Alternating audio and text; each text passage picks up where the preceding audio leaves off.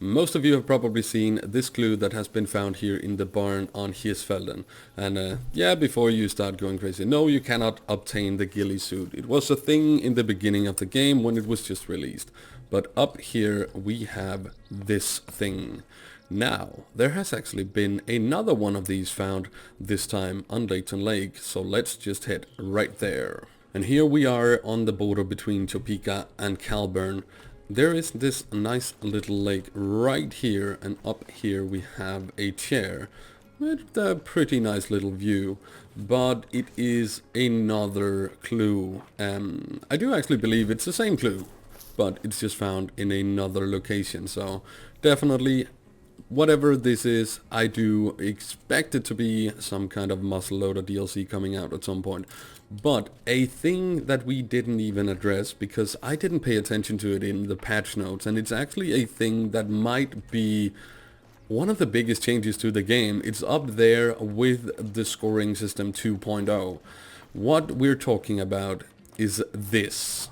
Reading through the patch notes of patch 1.52, I didn't do a very good job, because right here, this line right here, fixed issue where animals could be lured in very soon after being spooked. That is essentially game changing.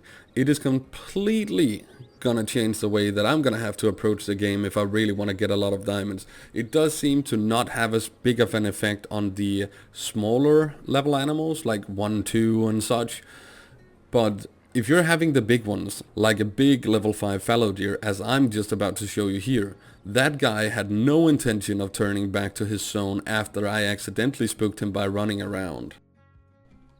Would really like him to turn around at some point. Although I could easily hit along from here if he just stops. That's a huge boy.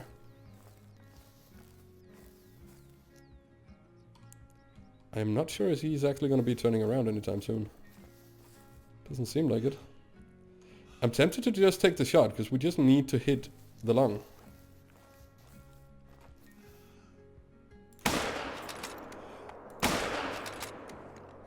And even if we didn't hit it, we get another chance. As long as he doesn't die. Oh, that's actually going to be really interesting. If I didn't catch the single lung, and he's gonna die here, we might have messed that one up. But shooting him with the 270, I'm not sure he's gonna die to a flesh wound. Definitely is something that I am very intrigued in getting to test out here. Hopefully we're gonna be able to find him somewhere. That would be... if we get the chance to like redeem him for making the bad shot like that. Honestly, I was pretty sure I was gonna get the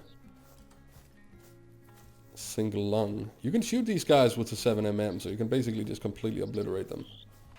It's gone up there somewhere. Oh, he died. So we might have actually legit messed up a diamond here. I actually didn't think he was gonna die to that. But that's cool. That is really cool. I'm very excited to see this. Kind of nice to know that I actually get punished for taking a bad shot like this, because he ended up dying in the end. If I had used like the maybe 243, which is also an ethical weapon on these guys, I would definitely have had the chance to then take a second shot. But because we used a weapon that is kind of big, he ended up bleeding out before we got the chance to take another follow-up shot on this guy, and that has most likely right here costed the diamond. So maybe it's not always the best choice to go for the big guns now. He doesn't look as big now that I got close on him. I still think it would have been a diamond.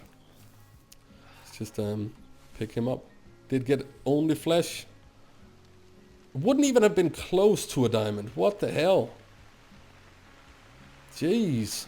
Oh well. Still, I really like this. This was cool.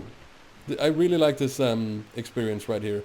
Knowing that if you're using the bigger guns, that is going to take them down by a single flesh wound, you will really risk losing out on animals. So that might be worth taking into consideration when you're choosing your weapons to shoot for, because I'm not sure he would have bled out before we got the chance to take another shot if we were using the 243, which is also ethical for the fallow deer. So in terms of testing, this was really, really good. Kind of sucks he wasn't big enough to be a diamond, but he wasn't even close. But what we should take away from that experience with the fallow deer is that it entered a nervous state as I spooked it out of the need zone where it was eating, and it definitely didn't seem to have any idea to come back. I've seen it work on, as I said earlier, the smaller level animals as well.